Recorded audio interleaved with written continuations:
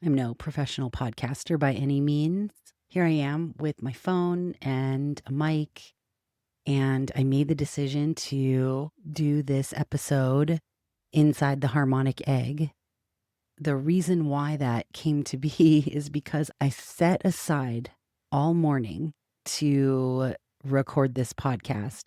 I came into work, and one of the practitioners in my office is really busy, and her office is right next to mine.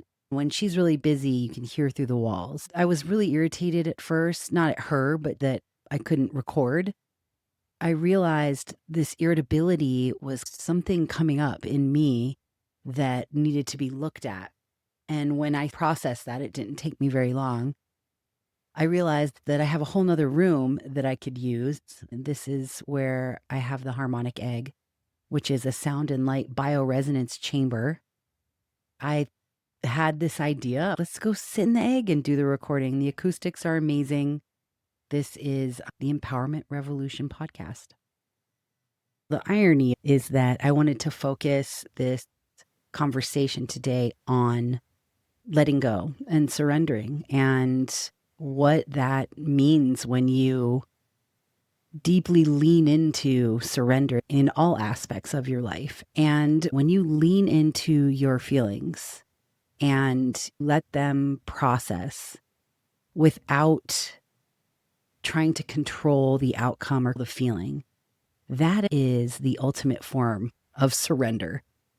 It means that you are learning how to be with yourself no matter what, and that all parts of you are welcome. And I think that we live in this like convoluted idea that feelings are words and feelings are things you have to say. And sometimes they are, but sitting with a feeling and just accepting it for what it is, not trying to change it, and observing yourself in the feeling, finding ways and tools to identify how this is showing up for you beyond just the word anger. And I think that surrendering and letting go can be so valuable in growth and in your own personal evolution because it requires you to listen. It requires you to deeply listen to yourself and to expand on your senses. Because we've been taught this idea that we have these five senses. And yeah, they're the main five senses, sure. But as we are becoming more luminous, as we are becoming more light and less dense and evolving, we are expanding and opening up our sensory acuity. When you start to practice things like somatic work or even just allowing yourself to go through the feeling, you become more in tune with it. And that doesn't mean that you have to justify being an asshole. What I mean is witness yourself going through an emotion. Detach yourself from the emotion. The Buddhist practice, and Thich Nhat Hanh talks a lot about this, of labeling the emotion and then telling yourself that you are not the emotion. I feel angry. I am not anger. I feel sadness. I am not sadness. Even just that practice alone, it opens up your awareness and the ability to witness yourself. Letting go is such an important practice because the minute you let go, you expand on all the other possibilities. And if the universe is made up of infinite potentiality, every time you hold on to the outcome of something, you are limiting yourself from seeing the potential outcomes that are out there for you.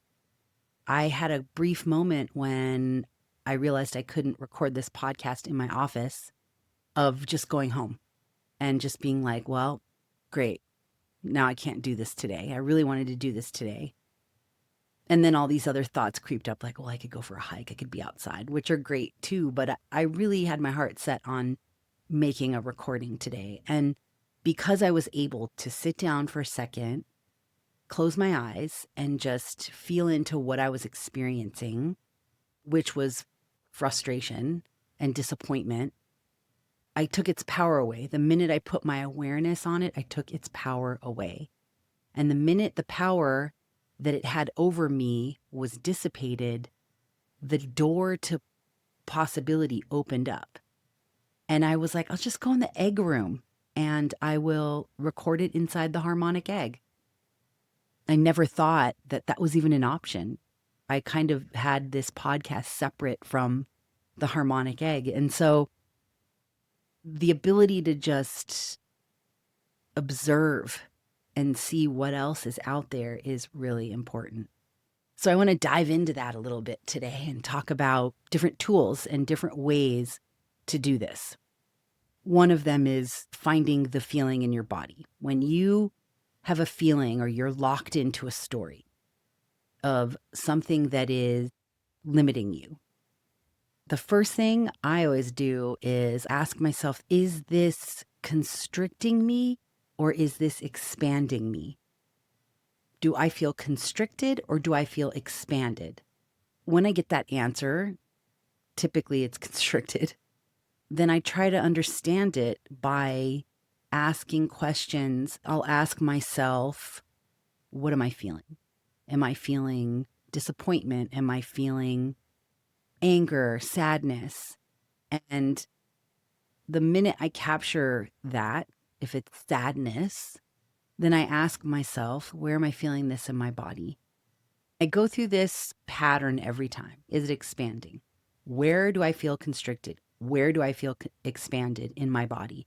Because the minute you get curious and you go to the body, you begin to get out of your head and the density changes.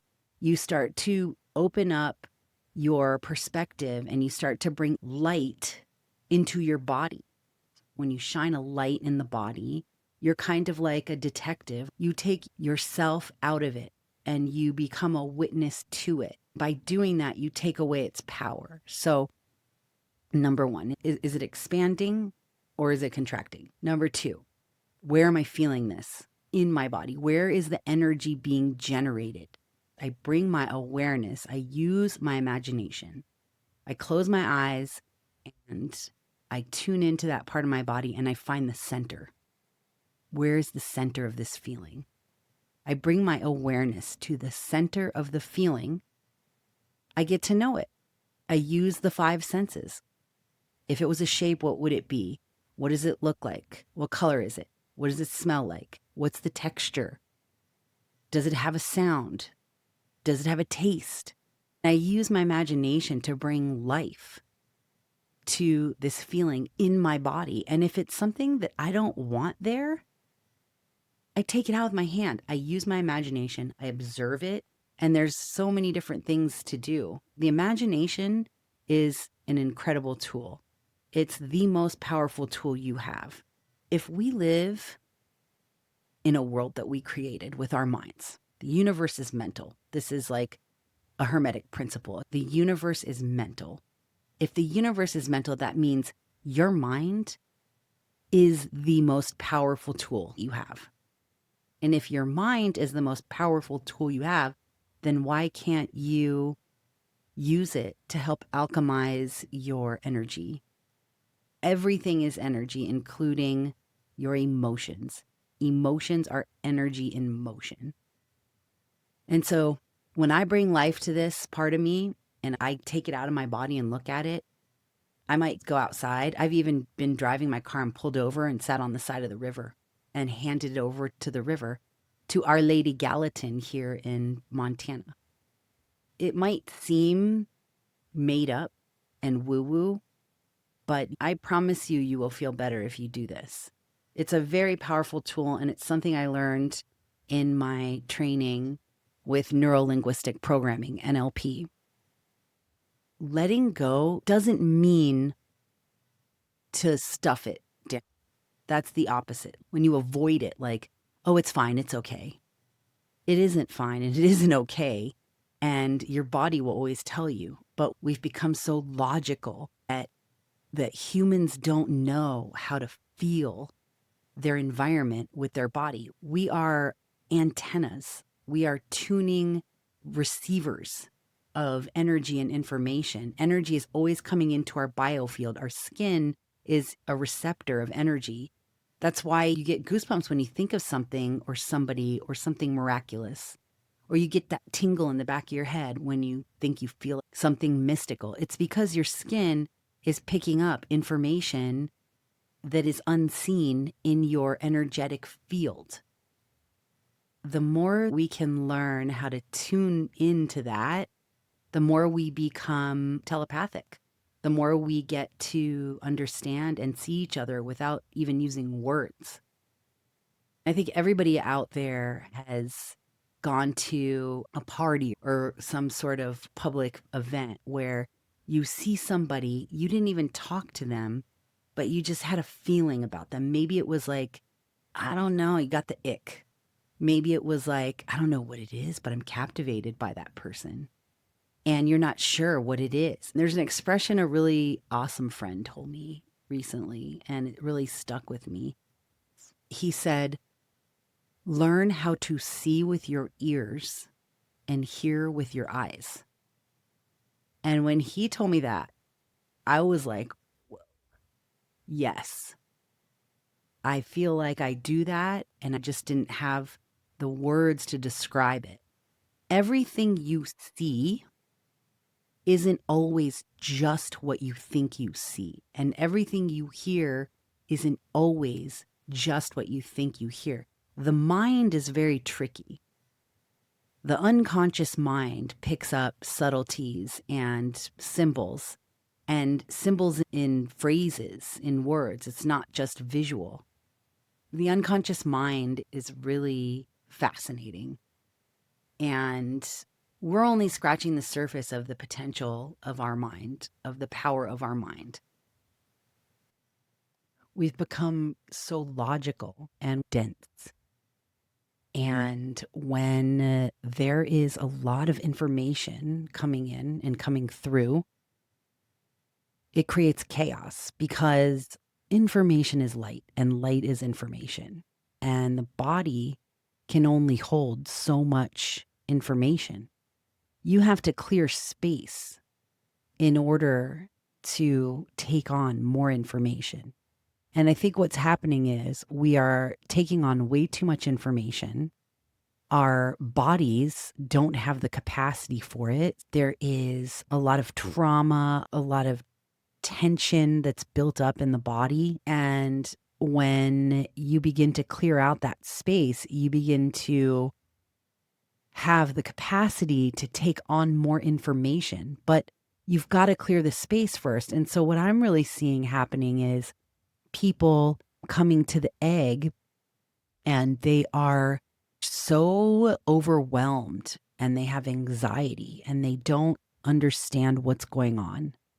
They don't know how to calm down. They don't know how to relax. They have no idea how to surrender or what that even means. And there's this process of unraveling all that, of being able to understand what you're feeling. Because awareness is the key. Awareness is the magic. And when you bring awareness into your experience and you begin to really expand on it, you start to see how most of the ways that you operate and most of the thoughts that you have don't even belong to you. They're not even yours. They're not you at all. It's a program. And what we're doing is we are running an old program in a new iOS system. We're on outdated software. And there are other people that are here as bridges. And that's something that I feel very confident in. And I'm surrounded by other healers and practitioners that are also the same. We are helping people understand how to get from density to becoming more luminous. We're learning how to bring more light into the body because we are not meant to be encapsulated into some sort of mold of who society tells us to be or thinks we should be. We are not designed in that way. We are all unique expressions, and we all want to see that in each other. What drives us is to be able to share who you are with others and see the mirror of yourself in them. You are creating all of it. And I am creating all of it. And together we are creating all of it. We are co-creators.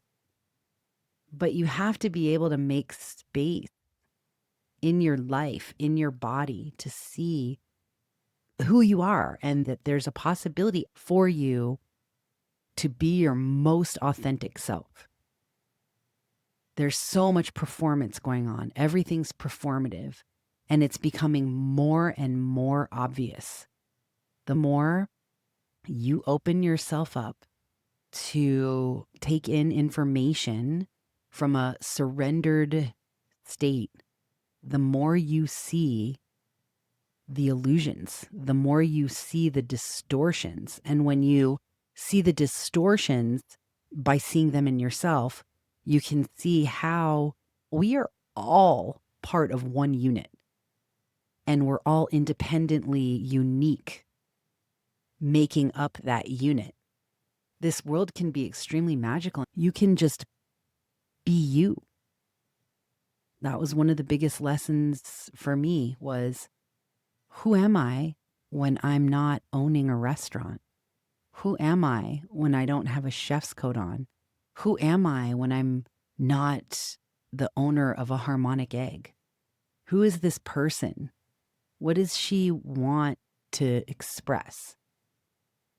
And where am I being performative in my life? Where am I pretending to be this label or this thing that I'm not?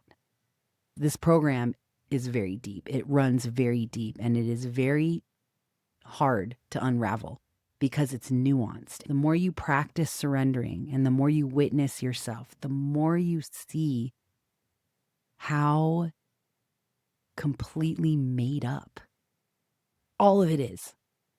And it's psychedelic. It gets really weird. It gets really strange at times because you have to get good at discerning what's real and what's not, what's yours and what's not, and how you're performing in that container.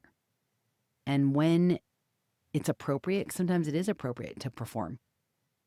Maybe you're an actor and you want to be on a stage. That's appropriate. But being authentic means that you don't have to perform. You get to just show up however you want. And you get to be whoever you want. You get to be angry when you're angry. You don't have to think something's wrong. You don't have to pretend like you're not angry. If the shit's hitting the fan and you don't have anybody and you're sad and depressed, you get to be that person too. You get to sit in that and feel it. And you get to say that it's okay to feel this way. There's nothing wrong with me. Or you get to say there's something wrong with you. However you want to do it. Give yourself permission to be a human. That's surrendering also. Allow yourself to be mad when you're mad. Obviously, you don't want to hurt people. You don't want to be like a road rager. But maybe you want to pull over and sit by a creek and scream your face off and allow yourself to be ridiculous for a minute. We live in this world of performance that doesn't have any room for people to be human. And I think that's bullshit. There are a lot of people right now advocating for authenticity and advocating to change this narrative that you have to fit into society in a certain way. And even that podcast, the telepathy tapes, shining light on the magical beauty of autism.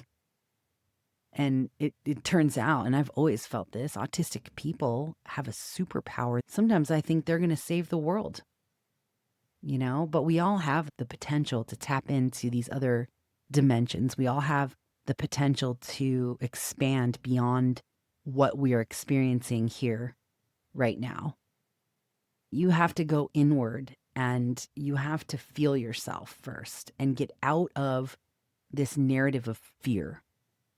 Every feed right now probably has something going on about someone getting hurt or shot or something in the government or someone's opinion about all of that stuff.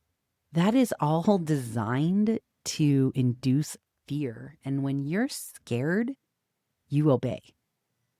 When you're scared, you listen. The program is so deep within us, and it's our responsibility to get to know who we are and to take the time to be with ourselves. I'm sitting here inside the Harmonic Egg, and I've witnessed clients that have come to visit to sit in the egg because their anxiety is just so off the charts. And they've had the most magical experience where this tool has brought them into a parasympathetic state, rest and digest. The minute the music is over, you're supposed to be in here for 10 minutes of silence. You can't sit here for 10 minutes and be with yourself because we're not taught how to do that. We're taught to consume our space with so much sensory overload that we forget that actually being quiet and being alone and taking the time to deeply listen is where all the magic is. That's where expansion happens, when you learn how to listen and be quiet with yourself. Myself and a lot of other practitioners that I've surrounded myself with, we're kind of building a community of people who are bridges. We are bridges, helping usher people back home, back to themselves. We can't do it for you.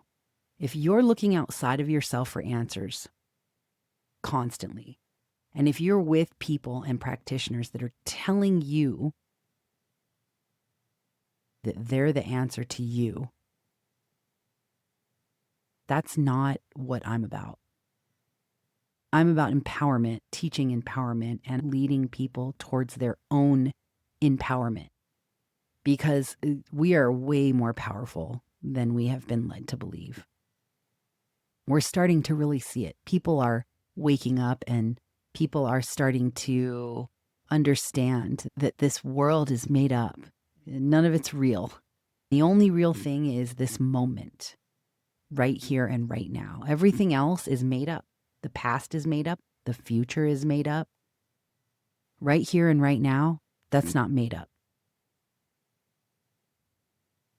Surrendering is a practice, and I encourage you to take 10 minutes out of your day, any time of the day. Just take 10 minutes, turn your phone off, go sit outside, close your eyes, and ask yourself, what am I feeling in my body right now? What can I hear? What can I smell? What do I feel on my skin? Start tuning your receiver. Start tuning your body, your electricity. Start tuning it to the environment and see what happens. I promise you that magic is real. If you need help, you can always reach out to me. I offer a variety of sessions, from neuro-linguistic programming, hypnotherapy, to the Harmonic Egg. I feel really passionate about this work, and I want to help people come back home to the power that they have within themselves, because you are who you've been waiting for. There is nobody out there that's going to do it for you. You're the one. Sometimes we need help, and it's okay to ask. So I'm here for you. Thank you for tuning in and listening to the Empowerment Revolution. I'm Alex Omania. If you are curious about what I'm offering and the Harmonic Egg, come to my website and schedule a 15-minute call with me. It's free of charge. I'm here to answer any questions that you might have, and I would love to help you as we are entering this new time. We're entering a new age, a time of true empowerment. So thanks for listening.